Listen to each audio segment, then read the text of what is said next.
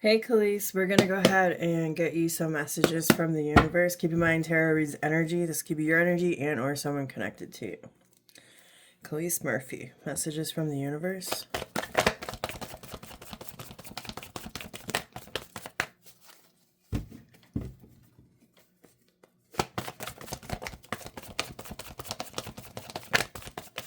Thank you.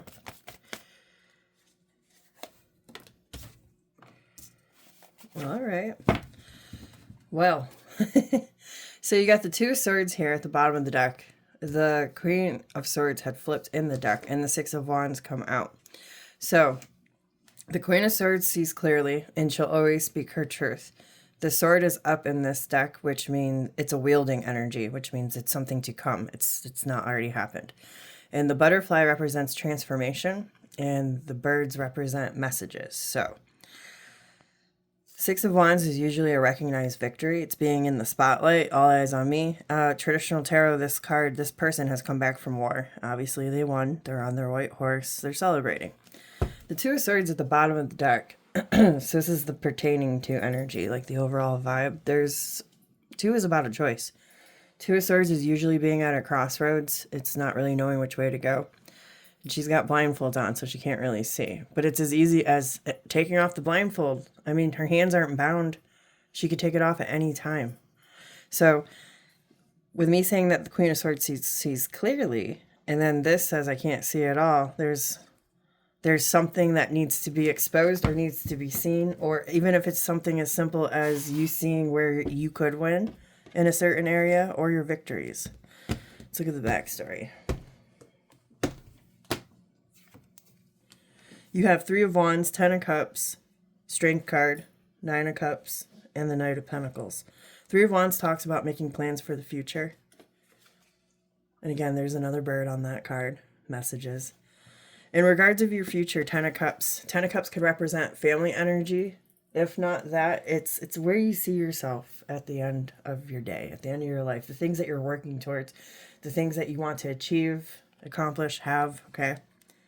And then you got the Nine of Cups right next to it. In between there is the Ace of Cups. Aces for me as a reader represent opportunities to experience the energy of that card in its rawest form. So Cups is love. Cups is emotion. It's usually a really feel-good energy. Can be most of the time. Okay. So, excuse me. And then the Knight of Pentacles follows. So the backstory looks like trying to figure out where you're going and what you want to get your wish fulfillment while being methodical. But the Knight of Pentacles is the slowest moving energy in the deck.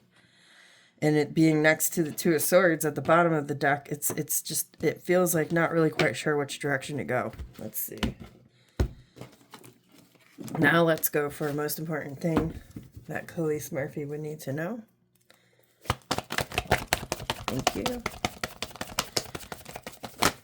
Ooh, thanks.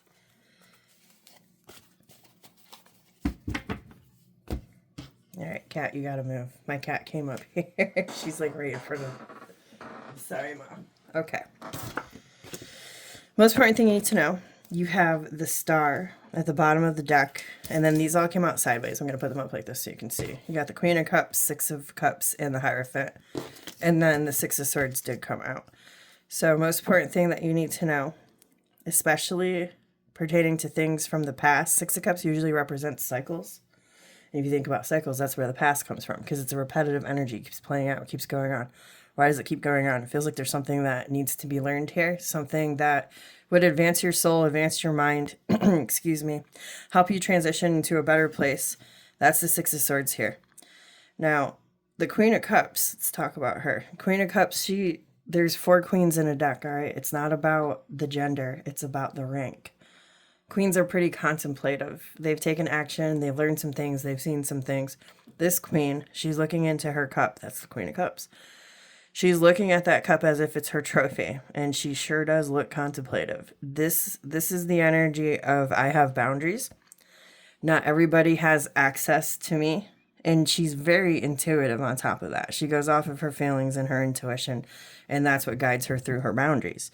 So, with the star at the bottom of the deck, this is a major arcana, and this does represent wish fulfillment. So this is usually a bigger moment from the universe. This is pivotal of what it is that you want. What do you really want in life? The star represents restoration, healing, and wish fulfillment, your desires. So pertaining to that, excuse me, you might possibly need to go back in time. Maybe sit down and think about the cycles that you are stuck in. If you feel stuck, maybe you don't even realize that you're stuck. But there's definitely something from the past, and it is a conforming energy. I'll say that about the Hierophant as well. The Hierophant not only represents higher education on all levels, whether it's emotional, physical, spiritual, but it also represents what you were raised with, what your common sense is. It's your traditions, it's your values, it's your morals, okay? So if there's others around you that aren't lining up with this energy, and it kind of, what this feels like is you let anyone into your life. And maybe you shouldn't be letting just anyone into your life. There's a reserved energy there that's saying if you're in this energy, you're going to transition and heal and reach a better place. You're going to reach calmer waters, okay? Let me look at the backstory real quick. Let's see what we got. Three of Wands again. Page of Wands. Page of Cups. The Magician. Queen of Wands. This is literally saying you can do whatever you want to do as long as you believe in it. You're going to manifest it. Three of Wands, plans towards the future. Page of Wands, Page of Cups. Pages, they're students, okay? They want to learn things. They want to hear things. They want to see things. They want to know things. Page of Wands is very adventurous energy. Page of Cups is like a whimsical daydream energy. They usually will daydream or think about things that they want to bring into the reality, which brings you to the Magician and the Queen of Wands. She's a hella manifester, all right? She's fearless on top of that. She's got a very magnetic energy. She just naturally pulls things to her. And you have the Sun card underneath that, which represents optimism, joy, success, happiness. So this is what you're gearing towards. Okay, my cat really likes your energy because she's coming back, trying to come back up here. Might be a confirmation for you. All right, let's go for your final tip. Final tip, please, for Khalees Murphy. Thanks. You have the Queen of Swords at the bottom of the deck. Three of Swords and Temperance came out. Let's look at the backstory. You got Four of Cups, Ten of Swords, Three of Cups, Nine of Swords, Queen of Pentacles. All right, so when you look at the backstory, Four of Cups is kind of like being in an emotional rut. It's not really happy or satisfied with what has been given to you in life. I mean, that cup has been given to him in life. That's what it represents. And he's dumping it out. He's not even looking at the three other cups, which could possibly be options for him. Kind of feels like a really jaded energy. Okay. Then the next card for the backstory is Ten of Swords and the Three of Cups.